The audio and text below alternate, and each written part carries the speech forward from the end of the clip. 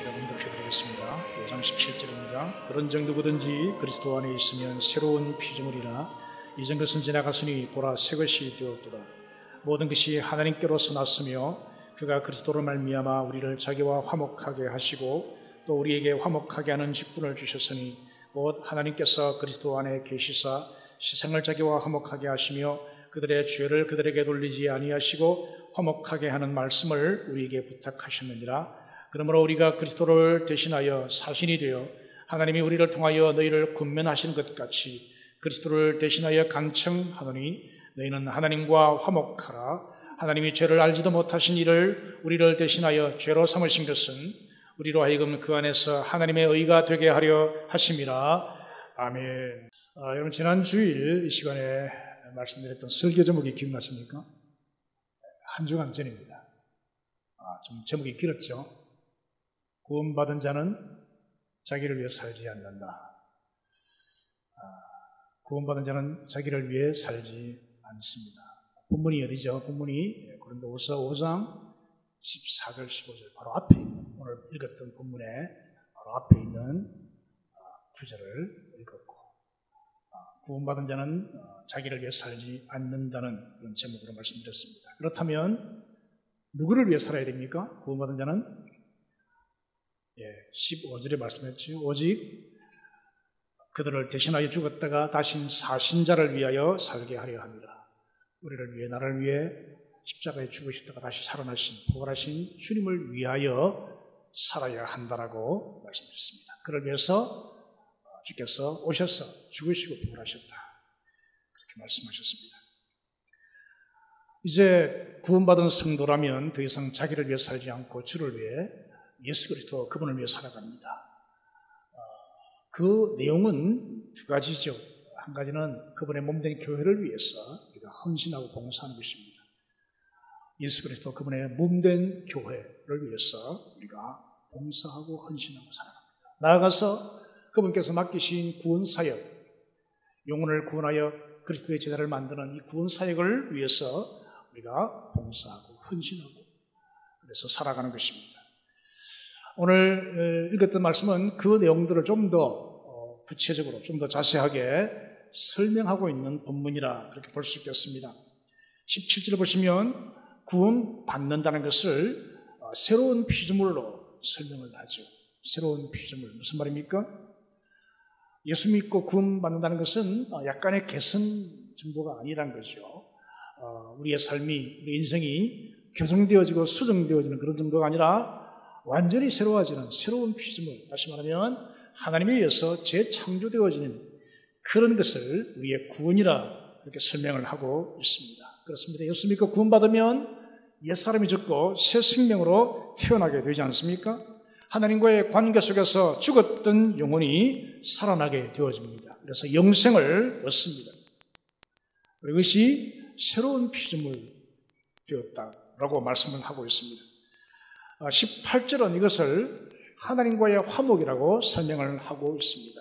하나님과의 관계 속에서 우리가 화목되어지는 것으로 말씀하고 있습니다. 18절을 다 같이 한번 읽어볼까요? 함께 읽습니다.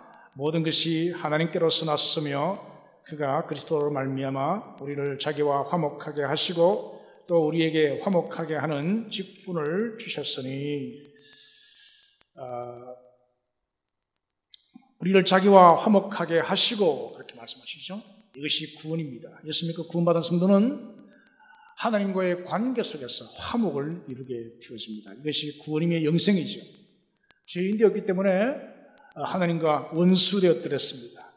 하나님과 원수되었던 우리를 예수께서 오셔서 우리를 위해 죽으심으로 우리의 죄를 담당하셔서 죄값을 치르심으로 이제 우리가 하나님과의 관계 속에서 화목하게 된 것입니다. 하나님과의 관계가 타락하기 이전의 모습으로 회복되어지는 것입니다. 물론 아직도 부족합니다만은 이제 회복되어지기 시작한 것이죠. 그래서 하나님과의 관계가 회복되어지고 하나님과의 관계 속에서 우리가 살아났기 때문에 이처럼 하나님께 나와서 예배를 드릴 수가 있습니다. 하나님께 기도할 수 있고 말씀을 듣고 그 말씀의 은혜를 받고 또 하나님께 찬양할 수 있는 것입니다. 왜죠? 하나님과의 관계가 화목되어졌기 때문입니다. 이 하나님과의 관계의 화목, 이 화목된 삶을 우리의 삶에서 누려야 합니다. 오늘 이후로 더 풍성히 이 화목을 누리시는 우리 모두가 되시기를 바랍니다. 그런데 18절 말씀 보시면 우리가 하나님과의 관계가 화목되어진 것, 거기에 머물지 않고 그치지 않는 것을 볼 수가 있습니다. 더 나아가죠? 뭘 말씀하십니까? 하나님과 화목된 자가 받은 직분 한 가지를 말씀하고 있습니다. 어떤 직분입니까? 우리에게 화목하게 하는 직분을 주셨으니 그렇게 말씀하시죠? 화목하게 하는 직분입니다. 하나님과 화목되어진 모든 성도들은 예외 없이 이 직분을 받게 되어집니다. 이 직분이 주어졌다는 것이죠. 이 직분은 흔히 우리가 생각하는 집사, 권사, 장로, 목사 이런 직분을 말하지 않습니다. 이 직분은 하나님과 화목되어진 모든 성도들에게 공통적으로 주어지는 특별한 직분입니다. 뭐죠? 화목하게 하는 직분입니다. 이 직분을 받았음을 아시기를 바랍니다. 이 직분을 받았으면 어떻게 해야죠? 감당해야 하지 않겠습니까? 감당하게 되시기를 바랍니다. 화목하게 하는 직분이라 하시는데 누구와 누구를 화목시킨다는 말이겠습니까? 화목하게 하는 직분. 누구와 누구를 화목해야 하겠습니까? 죄인과 하나님이죠. 하나님과 죄인. 죄인들과 하나님과의 관계입니다. 원수 되어진 관계죠. 하나님께 문제가 있는 것이 아니라 사람들이 하나님을 거역하고 하나님을 배신하고 하나님을 떠나고 하나님이 아닌 우상을 숭배하고 그렇게 해서 하나님과의 관계를 원수관계로 만들어버린 것입니다. 이 잘못되어진 관계, 이 틀어진 관계, 이 끊어진 관계를 우리를 통해서 하나님은 화목하게 되기를 원하신다는 것입니다. 그래서 우리에게 화목하게 하는 직분을 맡기셨다는 것입니다. 죄담이 막혀있고 교제가 끊어져 있는 이 상태, 그래서 여러 가지 이 문제가 발생하고 있는 이 인생의 모습들, 하나님께서 불쌍히 여기시면서 우리에게 그 죄인들과 하나님과의 관계, 끊어져 있고 원수되어진 그 관계를 회복하게 하기 위해서 우리에게 직분을 주셨다. 어떤 직분이죠?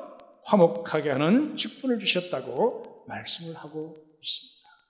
이 직분을 우리가 감당해야 할 것을 말씀하고 있습니다. 그렇다면 이 끊어진 관계, 이 단절되어진 이 하나님과 죄인과의 관계 어떻게 화목시킬 수가 있다는 말이겠습니까? 우리가 무슨 재주가 있었어? 무슨 재주가 많아서 이 원수되어진 관계를 화목하게 할 수 있다는 말이겠습니까? 어떻게 화목할 수 있겠습니까? 오늘 말씀은 우리에게 화목하게 하는 직분이 주어졌음을 말씀하시면서 동시에 나아가서 화목하게 할 수 있는 길을 제시하고 있습니다. 화목하게 할 수 있는 방법을 우리에게 말씀하고 있다는 것입니다.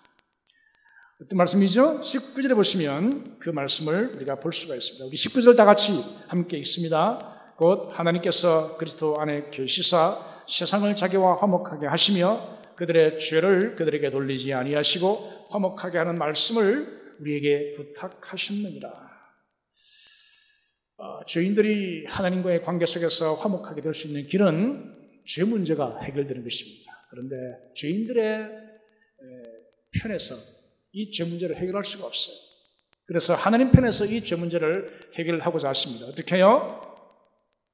그들의 죄를 그들에게 돌리지 아니하시고 그렇습니다. 다시 말하면 하나님께서 사람들의 죄를 사하시겠다는 것입니다. 어떻게 사하십니까? 어떻게 하면 우리 죄가 사함받습니까? 우리가 노력하고 애쓰면 사함받습니까? 성능 좋은 세제를 가지고 죄를 씻으면 죄가 씻어집니까? 어떻게 해야 되겠습니까? 예수 믿으면 죄 사함받습니다. 이것이 복음이죠.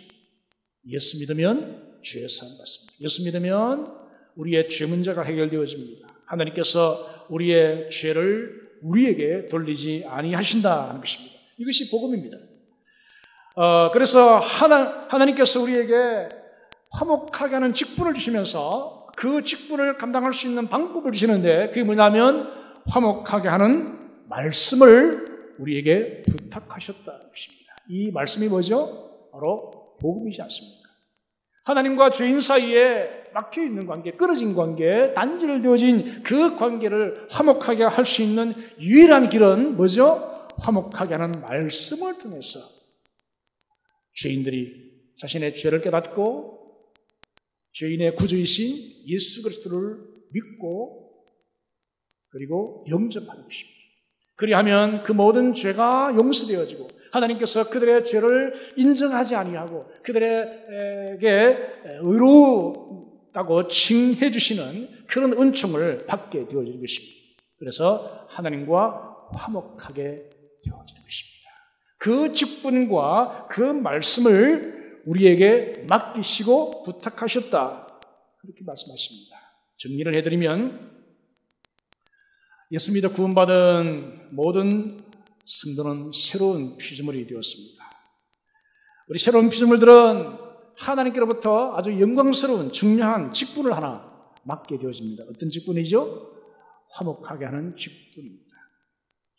그 직분은 거룩하신 하나님과 예수 믿지 않아 죄인된 그들과의 관계 속에서 우리가 화목하게 하는 직분입니다. 이 직분을 어떻게 감당할 수 있겠습니까? 화목하게 하는 말씀을 통해서, 다시 말하면 복음을 전함으로 이 화목하게 하는 직분을 감당할 수 있다라고 말씀하십니다. 그 내용이 19절까지의 말씀입니다. 그렇습니다. 예수 믿고 구원받은 모든 성도는 아주 특별하고 중요한 직분을 받았습니다. 어떤 직분이죠? 화목하게 하는 직분입니다. 그 직분을 어떻게 감당하죠? 어떻게 감당할 수 있습니까? 화목하게 하는 말씀을 우리에게 맡기심으로, 그 말씀을 전함으로, 그 복음을 전함으로, 그 말씀을 통해서 죄인들을 하나님께로 인도하는, 죄인들의 죄를 용서받게 하고 하나님과 화목하게 하는 그 역할을 감당하게 하신다는 것입니다. 우리가 더 이상 자기를 위해 살지 아니하고 우리를 위해 죽으시고 부활하신 주님을 위해 살기로 결단했다면 오늘 말씀에 주목하시기를 바랍니다. 왜냐하면 이 말씀은 주를 위해 산다는 것이 어떤 삶인지를 우리에게 보여주기 때문이죠. 바로 화목하게 하는 말씀을 전함으로 죄인되어 하나님과 원수되어진 사람들을 하나님께로 인도하여 하나님과 화목케 하는 그런 역할, 그런 사명, 그런 직분을 감당하는 것입니다. 오늘 이후로 이 놀라운, 이 영광스러운 직분을 잘 감당하게 되시기를 바랍니다. 화목하게 하는 직분은 화목하게 하는 말씀을 통해서 감당할 수 있다는 것입니다. 그렇다면 우리가 이제 이 직분을 감당해야 되겠는데, 우리에게 주어진 삶을 사는 동안 이 직분을 충실히 감당하여서 많은 영혼들을 하나님께로 인도하고 하나님과 화목시켜야 하겠는데, 우리가 어떻게 이 직분을 감당할 수 있겠습니까? 기본적인 요건이 두 가지가 필요합니다. 한 가지는요, 오늘 본문에 나와 있습니다. 내가 먼저 하나님과 화목해야 한다는 것입니다. 내가 먼저 하나님과 화목되어져야 됩니다. 20절 말씀 우리 함께 읽어보겠습니다. 그러므로 우리가 그리스도를 대신하여 사신이 되어 하나님이 우리를 통하여 너희를 권면하신 것 같이 그리스도를 대신하여 간청하노니 너희는 하나님과 화목하라. 너희는 하나님과 화목하라라고 사도 바울이 고린도 교회 교인들을 향해서 말씀하십니다. 이 말씀을 받는 사람들은 누구라고요? 고린도 교회 성도들입니다. 고린도에 사는 성도들입니다. 이 고린도는 그리스 지역의 남쪽에 위치해 있습니다. 이 고린도는 아주 교통과 상업이 번성한 도시였습니다. 양쪽에 그 바다가 있습니다. 그 지역이 잘 녹해가지고요. 지금은 그 운하가 뚫려 있죠. 고린도 운하가. 그 당시에는 양쪽으로 이제 굉장히 그 해상무역이 성했습니다. 그래서 해상무역이 성하고 교통이 편리하고 또 상업이 번성하는 그런 곳에는 되게 죄가 많습니다. 그죠?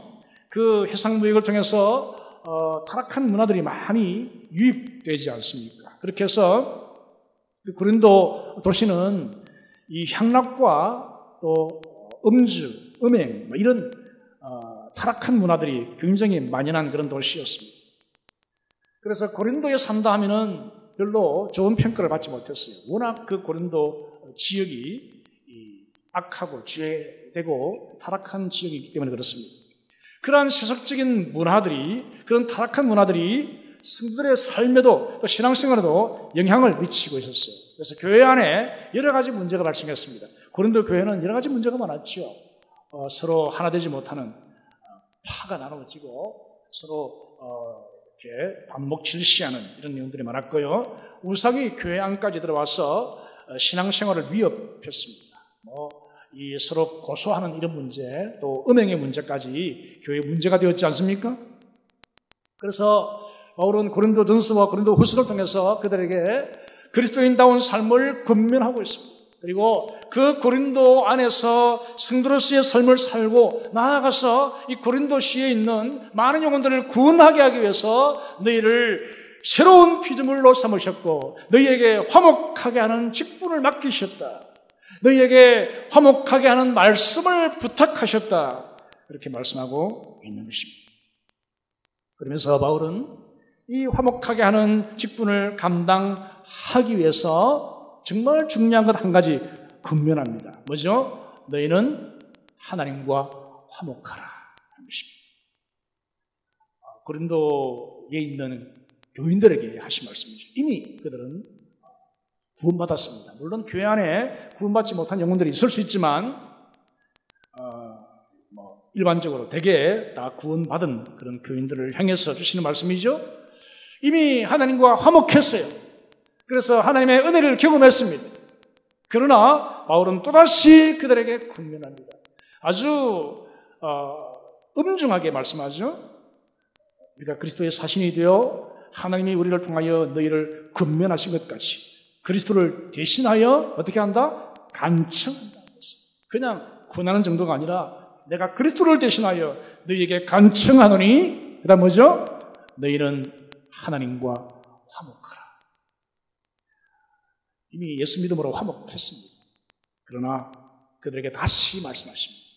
하나님과 화목하라. 무슨 말씀이죠? 이 하나님과의 화목은 반복되어야 한다는 것입니다. 왜 그렇습니까? 우리의 삶이 구원받고 새로운 피조물 되었지만 실수하고 넘어지고 범죄할 수 있다는 것입니다.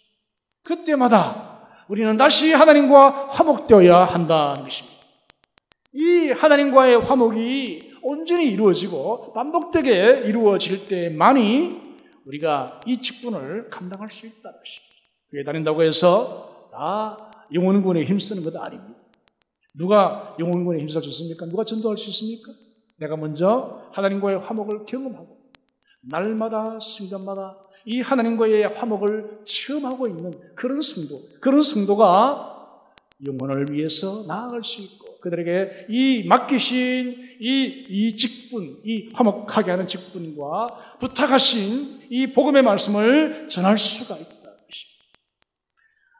오늘 이후로 계속해서 하나님과 화목하게 되시기를 바랍니다. 우리가 회개함으로 자신을 살피고 자신의 허물과 죄를 고백하고 하나님 앞에서 새로워짐으로 말미암아 계속해서 하나님과 화목하게 되어지는 우리 모두가 다 되시기를 간절히 부탁드립니다. 두 번째 요건이 있습니다. 이 화목하게 하는 직분을 감당하기 위해서는요, 영혼을 사랑해야 합니다.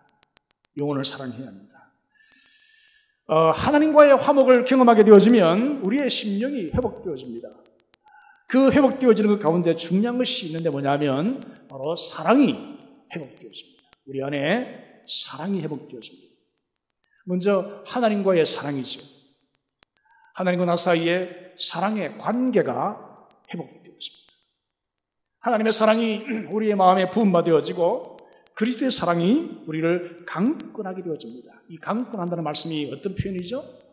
휘어잡는다는 뜻이죠. 우리의 마음을, 우리의 심령을, 우리의 삶을 그리스도의 사랑이 휘어잡는 것입니다. 강권하여서 우리를 사랑 가운데 거하게 하고 사랑으로 행하게 하고 그리고 사랑하게 하는 것입니다. 하나님의 사랑이 우리의 마음에 부음받아지고 그리스도의 사랑이 우리를 강권하게 되어지면 그 사랑이 회복하게 되어지면 다른 사람들이 사랑스러워집니다. 맞습니까? 하나님의 사랑을 경험하게 되어지고 하나님과의 관계가 회복되어지고 그 사랑이 부어지게 되어지고 그 사랑에 감격하게 되어지면 사람들을 대할 때 사람들이 사랑스러워요. 아닙니까? 전에 별로 이쁘지 않던 사람들도 이뻐 보입니다. 싫고 미웠던 사람들도 안 미워져요. 좋아 보입니다. 그리고 사랑하는 마음을 갖게 되어집니다.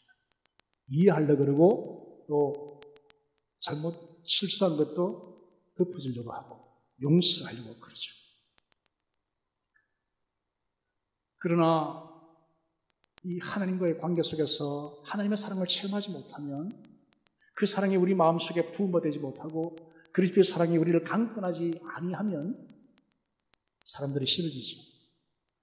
더 못나 보이고 더 미워 보이고 안 좋은 것만 막 보이고 그래서 사람들을 가까이 하지를 않으려고 그러죠. 그러면 교회 생활도 힘들어지고요. 사회생활도 힘들어지고 특히 전도가 안 됩니다. 어떻게 영혼들을 구원할 수 있습니까? 사람이 싫은데 사람들이 미워지는데 어떻게 나아갈 수 있겠습니까?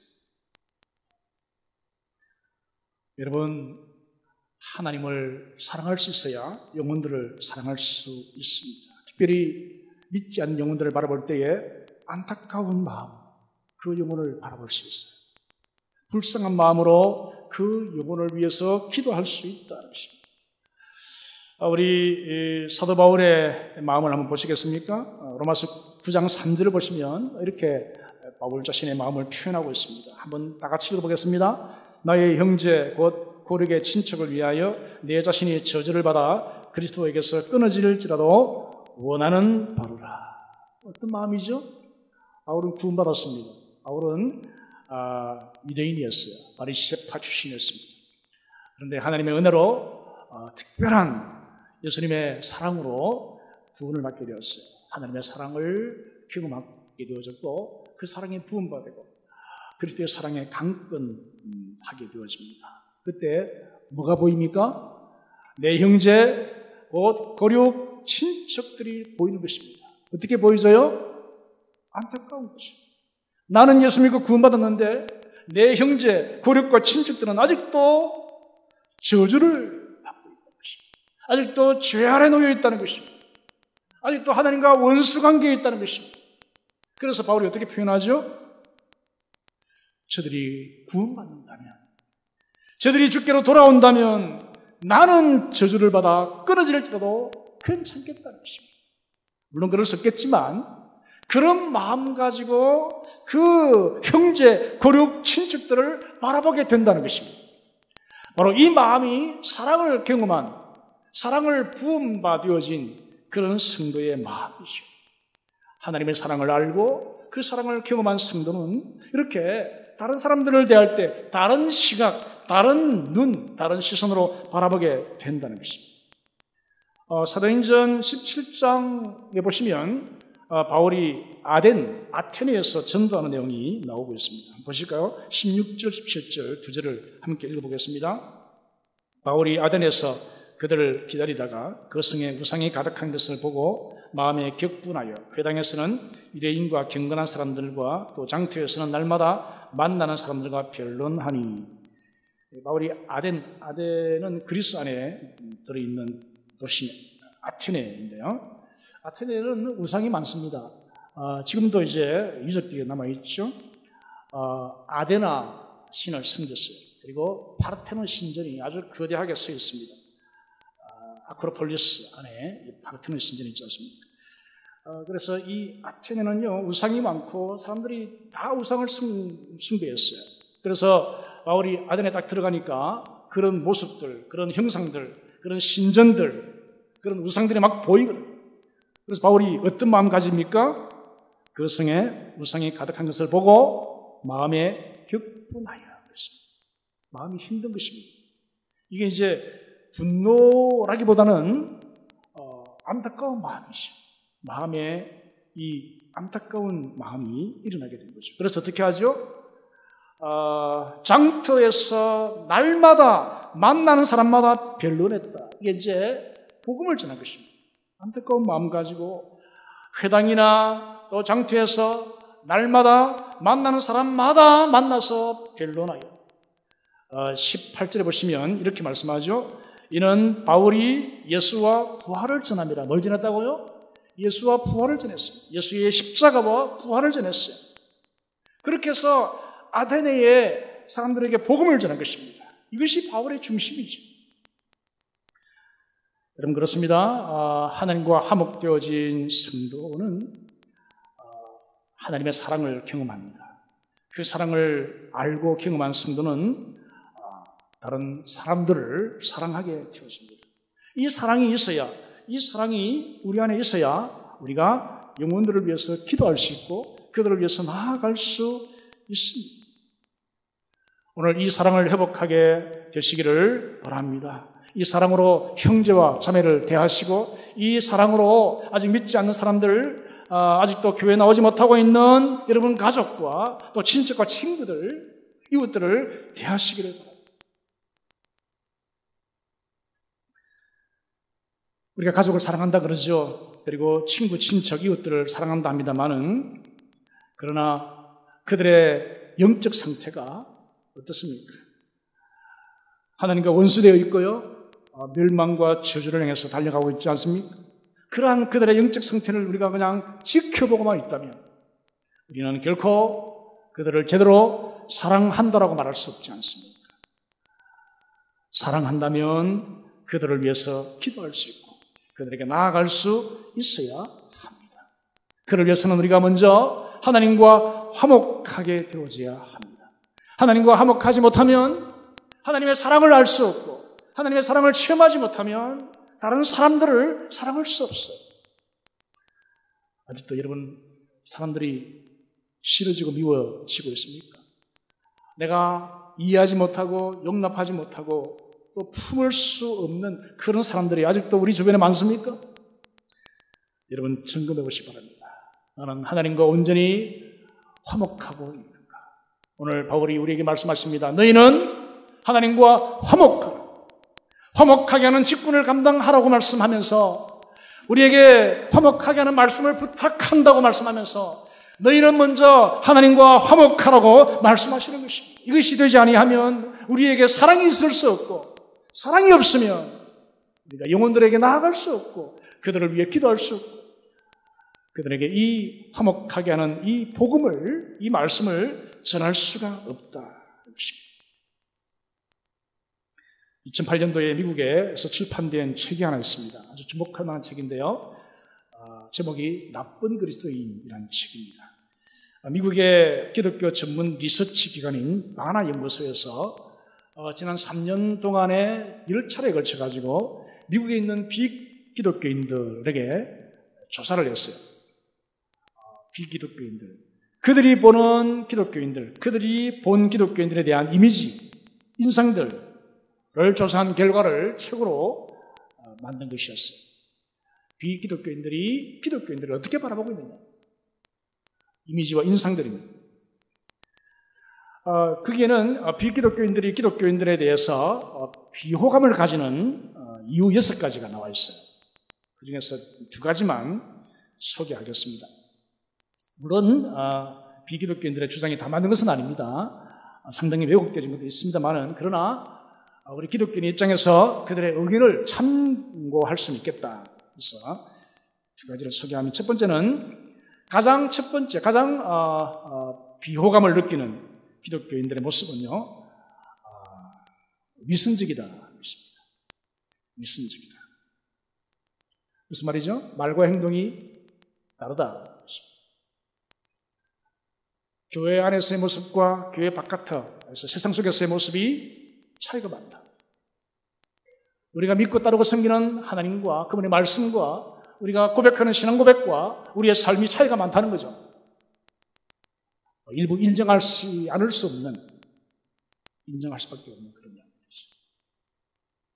비기독교인들의 비호감 1위 뭐라고요?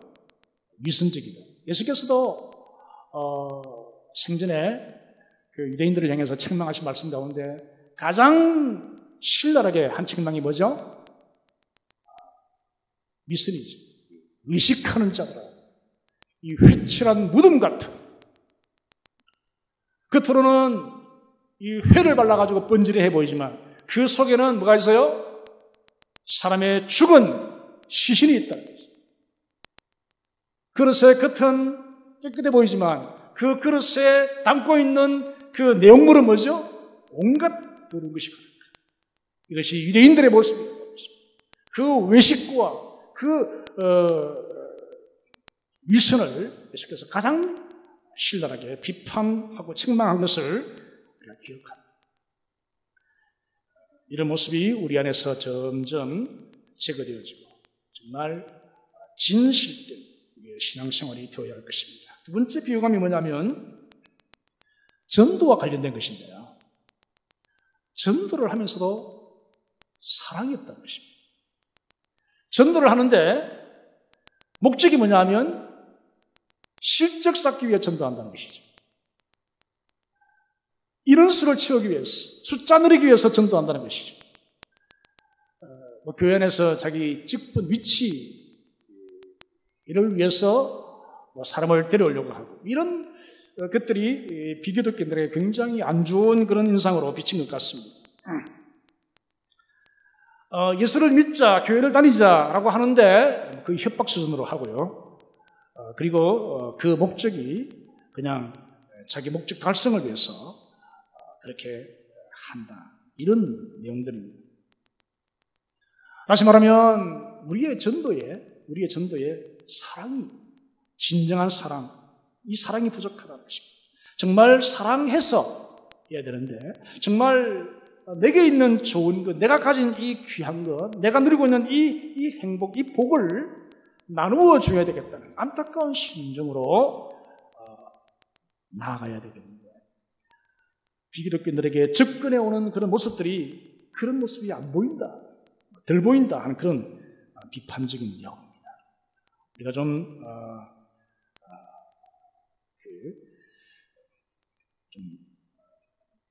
겸손히 좀 받아야 할 그런 내용이 아닌가 그렇게 보아집니다. 여러분 누가복음 15장에 보시면 100마리의 양 이야기 나오죠. 100마리 양 가운데 99마리가 들에 있습니다. 그런데 한 마리가 없어요. 헤아려 보니까 그 잃어버린 한 마리를 위해서 어떻게 하죠? 이 목자가 99마리의 양을 들에 두고 우리에 넣는 것이 아니라 들에 두고 한 마리 양을 찾아서 낳습니다. 이건 경제적인 그 원리에서 보면 안 맞는 거죠. 그죠? 한 마리 양을 찾으러 가다가 오히려 99마리 가운데 여러 마리가 도망칠 수도 있고 해를 당할 수도 있지 않겠습니까? 어쩌면 이게 잘 안 맞아요. 이게 이해가 잘 안 됩니다만은 그러나 이 말씀을 통해서 예수께서 우리에게 말씀하시고자 하시는 말씀이 뭐죠? 우리에게 뭐가 필요하다고요? 한 마리의 잃어버린 양을 향한 애정, 그 사랑, 그 안타까운 마음이 우리에게 필요하다는 것이죠. 그런 마음이 없다는 것은 이건 문제가 많다는 것이죠. 같은 장에 15장에 탕자의 비유가 나오죠. 탕자의 형이 문제가 많습니다. 두 가지 문제가 있는데 한 가지는 아버지의 마음을 모르는 거죠. 그 동생이 돌아갔을 때에 돌아오기 전부터 아버지는 계속 기다리지 않습니까? 사랑하고 기다리고 돌아왔을 때 뛰어가서 품에 안고 끌어안는 그런 아버지의 모습, 아버지의 그 마음을 이 형이 이해를 못해요. 또 한 가지 있습니다. 뭐냐면 아버지가 사랑하는 그 아들을 이 형은 사랑하지를 못하는 것입니다. 아버지가 사랑하는 이 아들을, 이 동생을 형이 사랑하지를 못하는 것입니다. 여기에 문제가 있습니다. 이런 사랑 없음을 예수께서는 이런 비유를 가지고 지적하고 있는 것이죠. 이런 사랑이 있어야 우리가 주를 위해 사는 삶을 살 수가 있고 화목하게 하는 직분을 감당할 수가 있다는 것입니다. 누가복음 18장에 보시면 성전에서 기도하는 두 사람의 이야기 나오죠. 한 사람은 바리새인, 한 사람은 세리였어요. 세리는 자기의 죄를 철저히 고백하면서 겸손히 기도하지만 이 바리새인은 어떻게 기도하죠? 이렇게 기도합니다. 서서 많은 사람들이 듣도록 나는 일주일에 2번씩 금식하고요. 나는 소득의 11조를 꼬박꼬박 하나님께 드립니다. 잘했습니다. 이렇게 또 말하죠. 나는 저 세리와도 같지 않습니다. 감사합니다. 이렇게 했어요. 이 바리새인의 기도에 문제가 뭐죠? 세 가지가 있습니다. 한 가지는 기도의 대상의 문제. 누구를 대상으로 기도하냐? 이게 문제죠. 이 바리새인은 하나님께 기도하는 것이 아니라 사람들을 대상으로 사람들에게 보이고자 기도를 했죠. 자기의 의를 나타내고자. 대상이 문제입니다. 또 한 가지는 기도가 자기 의를 내세우는 자기의 의를 드러내는 교만이 가득한 그런 기도였어요. 나아가서 또 한 가지는 그 교만이 잃어버린 영혼, 세리와 같은 잃어버린 영혼들을 경멸하는, 무시하는 그런 것으로 나아갔다는 것입니다. 나는 저 세리와도 같지 아니함을 감사합니다. 이게 무슨 기도입니까? 여기 뭐가 있어요? 사랑이 전혀 없고 오히려 연약하고 잃어버린 그 영혼을 향한 경멸의 감정이 드러나지 않습니다. 여러분, 예수님과 바리새인의 차이점 뭐죠? 예수님은 거룩하시지만 교만하지 않으셨고 자기와 격이 다른 삶을 사는 세리 같은 그런 영혼들을 경멸하지 않았다는 것이죠. 오히려 다가가셨고요. 오히려 사랑하셨고 그리고 그들을 용서하시고 그들을 구원했지 않습니까? 이것이 예수님의 사랑이거든. 이 사랑을 우리에게 가지라고 말씀하시는 것입니다. 이 사랑으로 그들을 사랑하라고 말씀하시는 것입니다. 오늘 이 시대에 그리스도인들에게 필요한 것이 뭐겠습니까? 바로 사랑입니다. 사랑하지 않으면 전도할 수 없어요.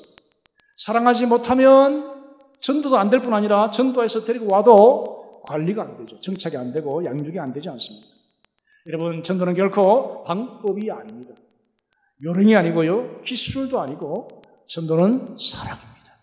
사랑해야 전도할 수 있습니다. 사랑하는 자만이 전도할 수 있습니다. 우리가 하나님의 은혜를 받은 자로서 하나님의 사랑을 체험한 자로서 영혼을 향한 사랑을 가지고 긍휼히 여기는 마음 가지고 그들에게 나아가면 우리가 관심을 가지고 기도할 수 있고 그들을 찾아볼 수 있고 그들에게 인사하고 선물을 나눌 수 있고 그들을 중심으로 초청할 수 있습니다. 이와 같은 사랑의 실천자가 되어지게 되기를 바랍니다. 말씀을 맺습니다. 먼저 우리가 하나님과의 관계를 점검해야 합니다. 나와 하나님과의 관계 얼마나 화목하고 있는지, 혹시 구원받았지만 하나님과의 관계가 멀어지고 있지 아니한지, 오늘 말씀을 통해서 하나님과 다시 한번 화목하게 되시기를 바랍니다. 그래서 하나님의 사랑과 은혜를 다시 경험하고 그 하나님의 사랑으로 영혼을 사랑하게 되시기를 바랍니다. 이 영혼을 향한 사랑이 우리에게 있지 아니하면 아무것도 할 수 없어요. 사랑 없이 한다는 것은 가식이며 외식이지 않습니까? 오늘 사랑으로 하게 되시기를 바랍니다. 고린도전서 16장 14절 이 말씀 다 같이 읽고 말씀을 마치겠습니다. 함께 읽겠습니다. 너희 모든 일을 사랑으로 행하라. 아멘. 우리의 모든 일을, 모든 사역을 사랑으로 행하는 우리 모두가 다 되시기를 주님의 이름으로 축원합니다.